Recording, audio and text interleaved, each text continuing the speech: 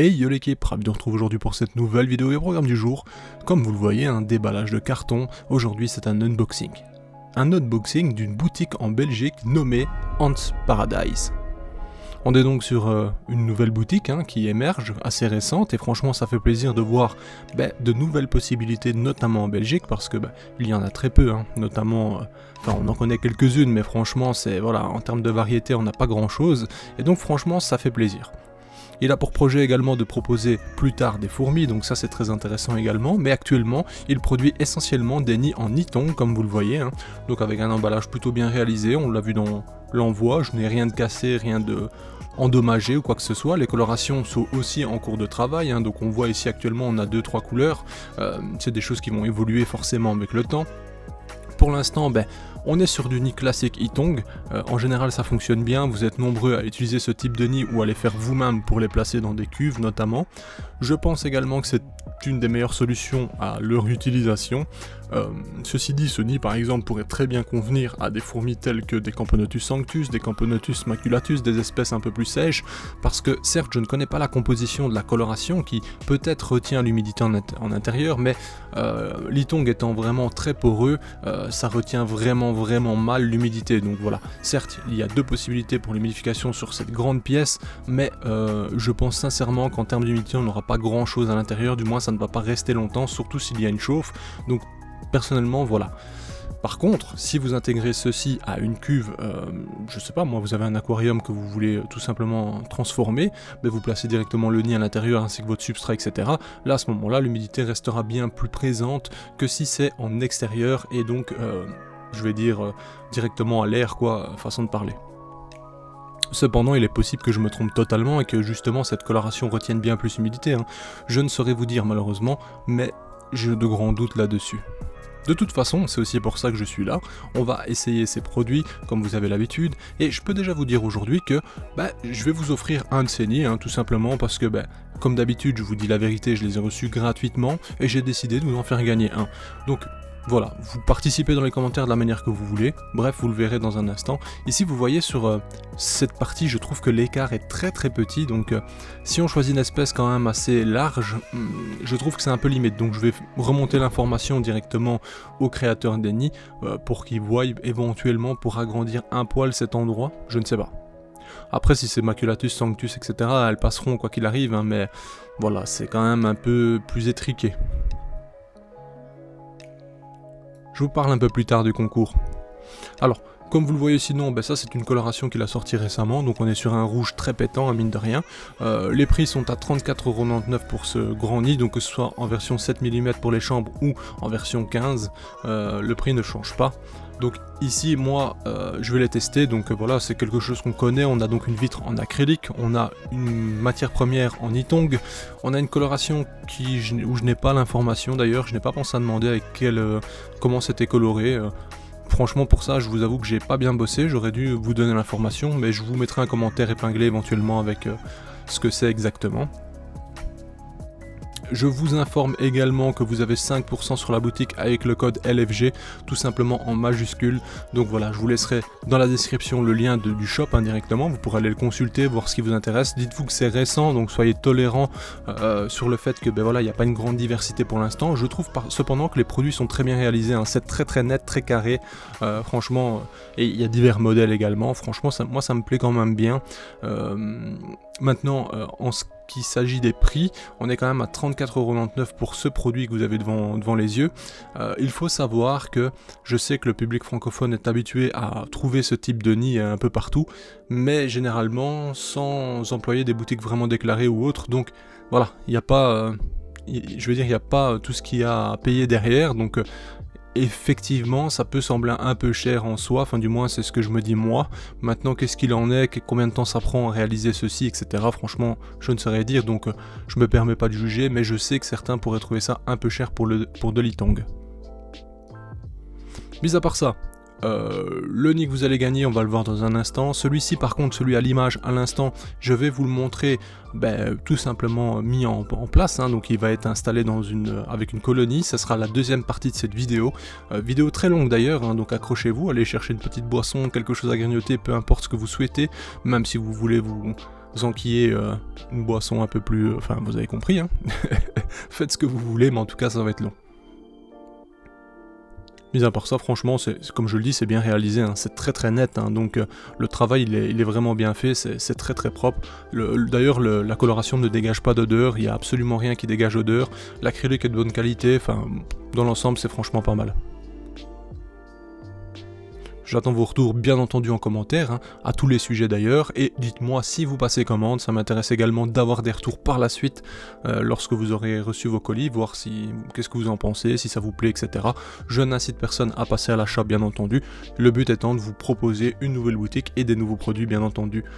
Comme sur cette chaîne habituellement, j'aime vous amener plusieurs diversités, enfin bref. Pour information, donc le nid sous vos yeux est à gagner, il suffit de commenter la vidéo pour participer, donc peu importe ce que vous voulez commenter, ça validera votre participation. Si vous ne voulez pas participer, mentionnez-le. Je m'occuperai de l'envoi prochainement, donc on va se donner un délai d'une semaine pour la participation. La semaine d'après, je vous montrerai le gagnant sur Instagram, donc je vais mettre mon Instagram en description.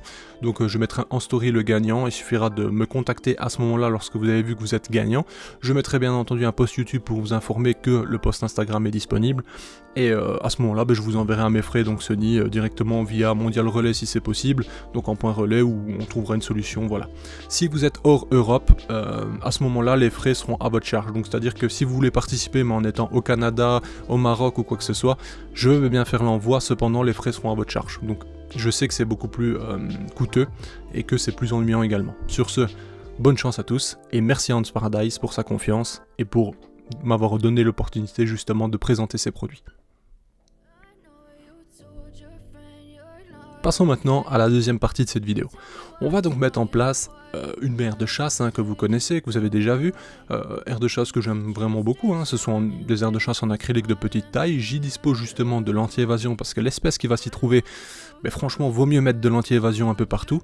Alors, j'ai tout simplement mis le nid à l'intérieur, donc l'espace n'est pas très grand. Il est vrai que je pourrais faire plus grand pour cette espèce, mais je vous avoue que je ne vais pas la garder dans le temps. Ici, elle était juste là pour moi faire ma propre expérience, voir comment ça se passait, la taille, les cils et là, la ponte, voir un peu comment c'était. Mais je ne vais pas garder cette espèce, je vous le dis d'avance. Alors, vous le voyez, on a donc tout simplement un substrat donc, de coco habituel. Rien de particulier, je vais y ajouter justement mon fameux mélange du désert, donc qui est donc tout simplement un peu comme d'Excavator, je vous disais, je dis Excavator parce que beaucoup de monde connaissent ce produit, donc je mélange les deux tout simplement pour avoir quelque chose de plus sympa. Je vais rajouter bien entendu des copeaux de bois par la suite, donc ça c'est vraiment mon mélange classique pour beaucoup d'espèces. Est-ce que c'est le plus optimal? Je sais qu'on pourrait rajouter de la tourbe blonde, etc. Enfin il y a moyen de faire plein de trucs dans les substrats, mais bon, pour l'instant je m'en tire bien avec ça, ça me plaît bien. Je vais également rajouter des colamboles parce que bien sûr l'espèce qui va y être va m'empêcher, je vais dire, de clean correctement les lieux, donc les colamboles ça aidera. On va d'ailleurs tester l'humidité également parce qu'elles ont besoin d'humidité, donc on remplit tout simplement la réserve. Ici on voit que ça se répartit bien, sachant que comme je dis c'est poreux, donc l'eau au final ça se répartit très bien. Le problème étant que ça ne garde pas spécialement bien l'humidité, excepté s'il y a une humidité présente, je vais dire, par le substrat, etc. À ce moment là il n'y a pas de souci. Donc au final on voit, ça se répartit assez vite, ce qui est classique, ce qui est normal en soi. Je vais dire la réserve va se vider très très rapidement. Et ensuite on va venir au fait que on va découvrir bien entendu l'espèce que je vais placer dans ce petit nid test en soi. Ici vous voyez donc j'ai mis une petite poignée de colamboles, il y en a peut-être une cinquantaine maximum. J'ai pas mis non plus des tonnes et des tonnes parce que ça peut très très vite se reproduire. Donc voilà, moi ça me satisfait comme ça, je vais pas en mettre plus. Pour l'instant ça ira très bien, ils feront le travail quand c'est nécessaire. Sachant qu'au final, quel est le rôle des colamboles? C'est juste être une concurrence alimentaire avec de potentiels acariens, et donc ça évite entre guillemets que les acariens prolifèrent parce que les colamboles vont aussi consommer les restes. Bref, vous avez compris l'idée. Alors, comme vous le voyez à l'image, nous avons une espèce où je vais vous dire tout de suite les choses, faites attention, et je vous encouragerai d'ailleurs de ne pas acheter cette espèce. Bon, pourquoi je vous dis ça? Il y a plein de gens qui sont responsables, adultes, etc., qui savent manipuler des insectes dangereux, et donc à ce moment-là, voilà, je n'ai rien à vous dire, et vous êtes assez grand pour faire ce que vous voulez vous-même, etc. Cependant, je sais que sur cette chaîne, on a pas mal de jeunes ou adolescents, ou de débutants, même qui ont 40 ans, mais des débutants dans le domaine, et donc ce que vous avez sous les yeux, ça se nomme Diacama violaceum, c'est donc une espèce asiatique nommée Asian Bullet Ants, donc vous avez tout compris. Hein. En gros, pour vous traduire ça, c'est tout simplement le fait que si on vous dit Asian Bullet Ants, qu'on dit balle de fusil en soi, on fait référence justement par Paraponera clavata qui sont nommés balles de fusil parce que leur piqûre est très douloureuse. Le petit nom qu'on leur donne correspond également à ça. Personnellement, je n'ai jamais testé la piqûre, je ne souhaite pas le faire et je manipule avec précaution parce que justement, je sais que ça peut être dangereux. Alors, qu'est-ce qui est dangereux vraiment? Sachez une chose, que ce soit Paraponera clavata ou celle-ci, elles n'ont jamais tué qui que ce soit. Donc voilà, c'est une piqûre très très douloureuse, mais actuellement il n'y a pas de cas recensé de mortalité à cause d'une réaction, je veux dire allergène ou quoi que ce soit. Cependant, elles sont connues pour faire vraiment mal lorsqu'elles piquent, et donc faut éviter.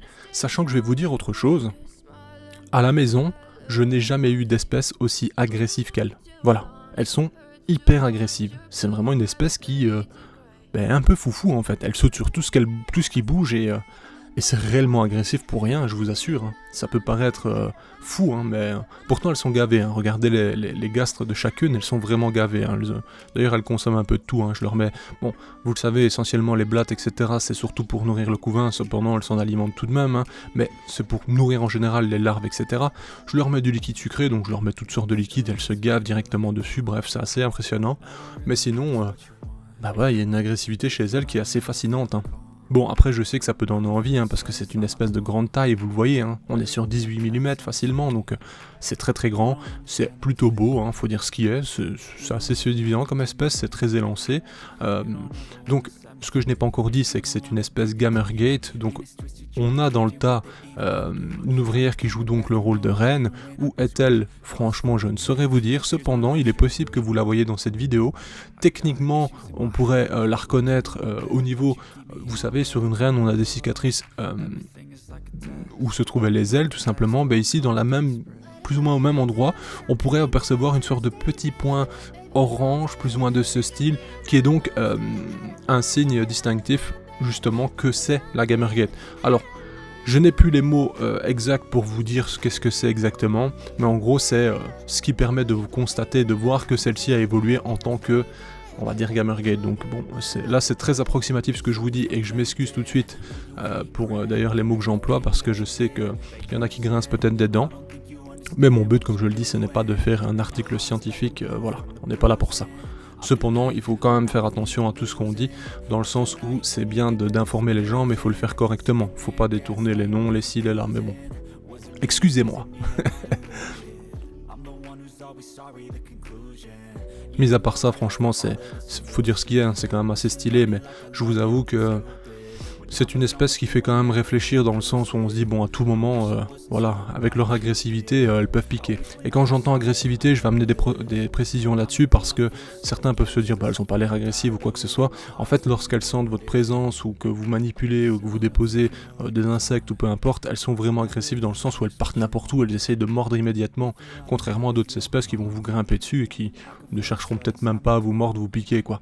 Donc ici, je n'ai pas essayé de les prendre sur ma main, hein, pour voir ce qu'elles vont faire, mais je n'ai même pas envie d'essayer au vu des réactions qu'elles ont déjà, juste avec des insectes, etc., quoi. Pour exemple, lorsque je mettais des grillons ou quoi que ce soit, la piqûre, en 10 secondes, le grillon ne bougeait plus du tout, quoi. Donc voilà, je pense que le venin qu'elles administrent est tout de même assez puissant. Et puis on est déjà sur des individus de grande taille, hein, mine de rien.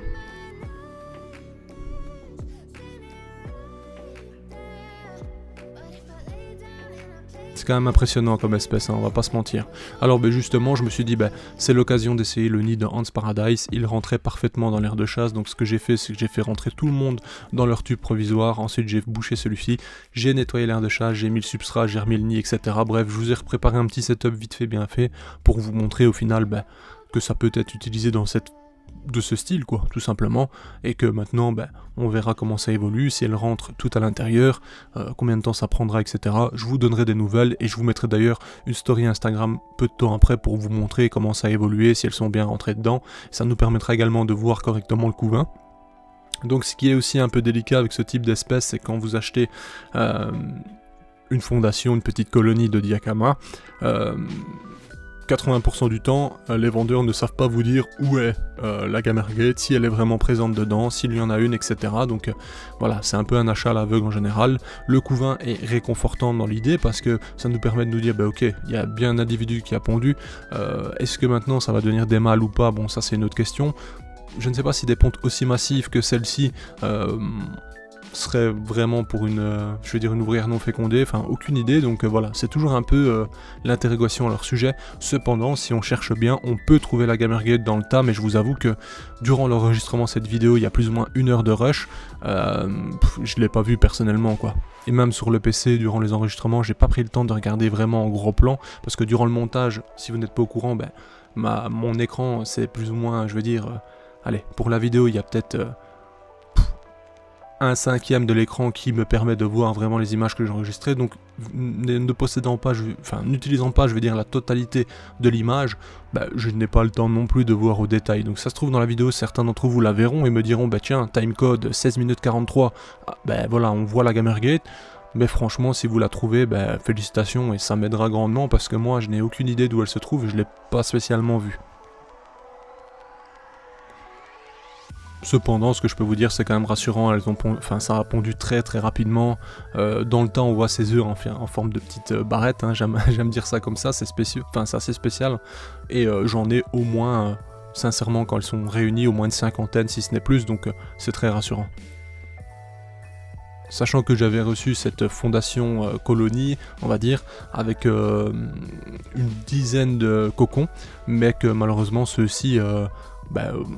je ne sais pas ce qui s'est passé, mais durant le voyage, à mon avis, ils ont pris un coup de froid ou quelque chose du style et sont morts à l'intérieur directement. Donc là, il en reste qu'un, mais les autres, elles les avaient mis à la déchetterie, quoi, si je puis dire. Et j'ai donc pris je les ai ouverts tout simplement pour voir. Et effectivement, les ouvrières à l'intérieur, et d'ailleurs, il y avait même des sexués mâles, étaient morts tout simplement.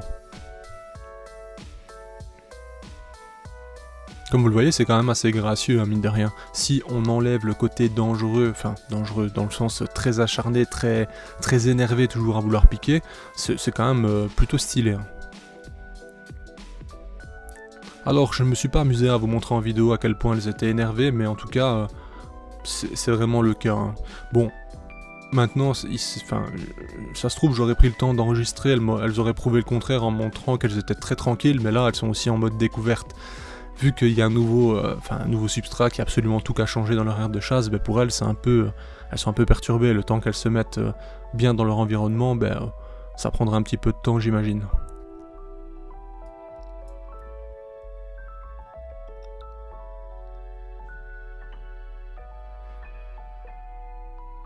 Alors des Diacama, il y en a plusieurs, hein. Franchement c'est pas les seuls, mais Diacoma violaceum, c'est vrai que c'est quand même une très grande Diacama.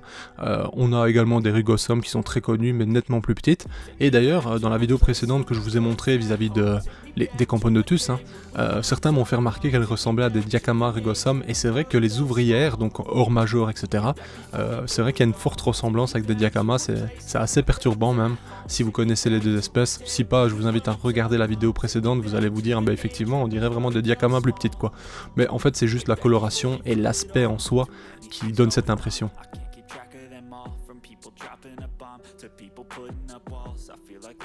Enfin bref, je me répète, hein, mais moi j'encourage pas toute personne à acheter celle-ci, débutant, enfin vraiment, si vous achetez ce genre de fourmis, soyez sûr que vous avez l'expérience nécessaire pour les manipuler ou pour les nourrir en règle sans avoir d'évasion ou quoi que ce soit. Ça grimpe difficilement les parois, donc l'anti-évasion actuellement, moi elle ne passe pas, elles sont vraiment bloquées, elles glissent très facilement, donc bon, c'est déjà une bonne chose en soi, mais franchement je vous encourage à faire attention tout de même, parce que même si je n'ai pas moi trouvé d'informations sur des cas plus graves de piqûres liées au Diacama, il est possible que ça existe et que ce ne soit pas tout simplement noté ou que moi je n'ai pas trouvé. Donc voilà, prenez des précautions, faites attention et n'achetez pas ça sur un coup de tête parce que ça se trouve malheureusement trop facilement et le 3/4 des vendeurs ne savent même pas quels sont vraiment, les risques de ce genre de piqûres, quoi. Vous voyez l'idée. Bon, bien entendu, moi je vous préviens parce que je me dis c'est important, mais voilà, chacun fait ce qu'il veut, je vais pas aller voir chez vous ce que vous faites, hein, bien entendu, mais je me dois de le faire en tout cas. Là vous voyez, hein, j'essaye de regarder partout, hein, sur le thorax notamment, pour voir si je vois cette petite modification, je vais dire génétique si je puis dire, qui permet de reconnaître la Gamergate, mais c'est compliqué, hein, franchement, ou alors j'ai pas l'œil, je ne sais pas. Au début je me dis elle est dans le tas ici, c'est pas normal parce qu'il y a vraiment un groupe qui reste soudé comme ça pendant un long moment et il y avait tout le couvain tout un moment autour, je me dis à mon avis elle est dans le tas là mais impossible de trouver sincèrement.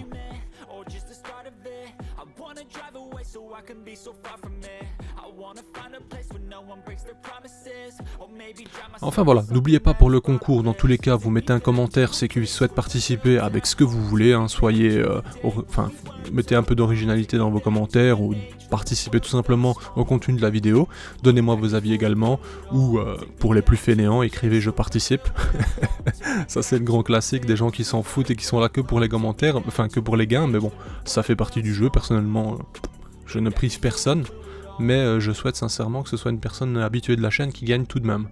Ça ferait plaisir. D'ailleurs, n'hésitez pas, hein, vous pouvez également partager les vidéos pour augmenter justement la visibilité, m'aider à grandir sur YouTube. Qui dit grandir sur YouTube dit créer également d'autres projets. Potentiellement par la suite, s'il y a de l'argent qui rentre, ça permet aussi de faire des dépenses plus importantes sans se dire bah t'abuses quand même là pour l'instant. Vous voyez un peu l'idée, sans avoir de remords sur les achats qui peuvent être coûteux, notamment dans l'élevage. Hein. Donc voilà, on va dire que c'est une succession d'étapes qui permettent d'augmenter, je vais dire, la qualité vidéo, notamment par l'acquisition de matériel, hein, par la suite. Très clairement, je ne compte pas m'arrêter là, parce que actuellement, c'est vrai que je peux vous fournir une qualité qui est correcte, j'estime, parce que j'ai des téléphones qui coûtent quand même vraiment un os, mais on peut faire bien mieux, il faut le savoir, quoi. On peut acheter du matériel photo de haute qualité et avoir des plans macro avec justement je vais dire des grands angles, etc., qui vont vraiment nous donner la fourmi complète en très bonne qualité, etc. Bref, il y a moyen de faire tellement mieux, et donc ça c'est clairement une des prochaines étapes, mais je ne compte pas moi mettre pour l'instant 3-4 000 € pour acheter quelque chose de dingue, donc ça se fera avec le temps très clairement. Je me dis que pour l'instant la chaîne est petite, j'espère sincèrement qu'un jour on soit dans les 100 000 abonnés, hein, je le souhaite vraiment, mais pour l'instant ben voilà, on avance tout doucement, donc on croise les doigts, et si un jour ça arrive, à ce moment-là je vais vous envoyer des vidéos, vous allez vous dire ah ouais, quand il parlait de ça à l'avant, enfin bien plus tôt, il rigolait pas. Enfin voilà, en tout cas on croise les doigts, on touche du bois, on espère que ça évoluera positivement. Et sur ce, je vous remercie d'avoir regardé cette vidéo, n'oubliez pas de commenter pour participer à la vidéo. Je remercie également Hans Paradise pour sa confiance, j'espère en tout cas que ça l'aidera dans ses débuts. Sur ce l'équipe, on se dit à bientôt pour de nouvelles vidéos. Bye l'équipe.